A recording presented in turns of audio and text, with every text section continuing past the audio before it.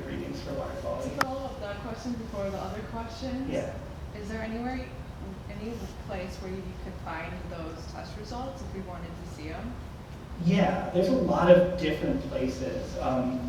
You guys, Friends of the Rouge has all of their monitoring data public, housed on their website in different places. For Egle's monitoring data, there's a few different places. The biological monitoring results are housed in a story map. If you just search like Egle biological monitoring story map, you'd be able to find all of those biological sampling locations.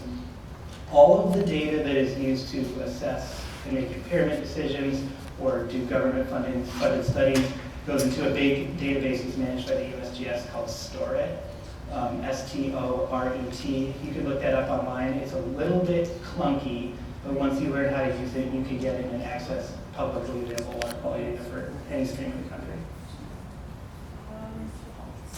Another one, when was the last time studies were done on the actual creek itself, not just as a combined whole with the Rouge River and other kinds of creeks?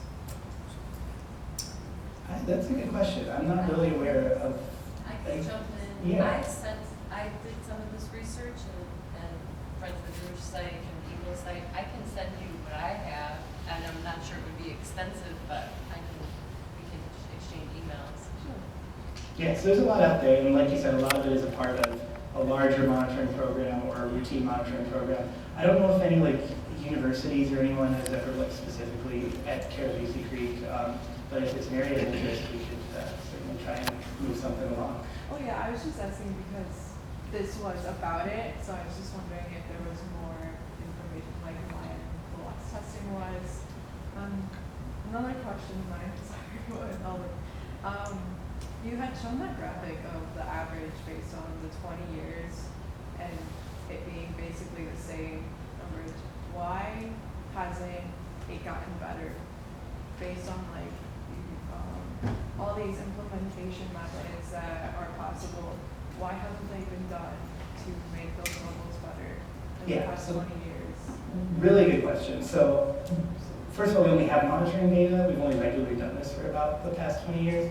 I would expect if you looked at the previous 20 years, there's probably been some substantial improvement since then. That's when the Clean Water Act first went into effect and those direct discharges started being well regulated. But yeah, you made the point, we've essentially kind of stagnated. We've improved to a point, but then things haven't gotten better. A lot of that has to do with, like I mentioned, most of the regulations are designed around not making the problem worse rather than restoring it back to the way it used to be. And so basically, it needs to be more both voluntary and then monetary investment in doing some of these types of restoration strategies to try to see that improvement. The problem is the area is so extensively developed, the amount of funding and work that it would take to get it back would be, it could be in the hundreds of millions of dollars potentially. Yeah. Hey, Jack. Yeah. This project that they're proposing it looks like it's going to be within 500 feet of the water. Who would oversee the water retention program that they would have to have in place there? Okay, so for the on-site stormwater management, the post-construction, that would be required regardless of how close we are to the creek. That's going to be overseen. Do you know who has stormwater? Does Livonia do their own stormwater? Most likely it's Wayne County is the answer. Sometimes it's the individual municipality, sometimes it's the county, sometimes the individual municipality has adopted the county standards. I believe Livonia has. So Wayne County would oversee the post-construction stormwater. Additionally, they would oversee the soil erosion and sedimentation control requirements for the project being within 500 feet of the stream. So any questions about that would go to them. If there were concerns that those requirements were not correctly being implemented, then you could ask us and we could work with them to make sure that that wasn't the case. Okay, thanks. Wetlands, floodplains, that's us. Any other questions? Who would approve the plan? Who would approve, like the soil erosion plan or something? Yeah, you said the on-site stormwater storage will be monitored by Wayne County after construction. Who would approve the construction plan? Wayne County. Mhm. And we approved their standards, and then they were responsible for all of the implementation. So Yeah. how does that work? Is that similar to when somebody's doing something in Livonia, they go to the zoning board or whatever? I mean, is there a, it's not the county commissioner, is it?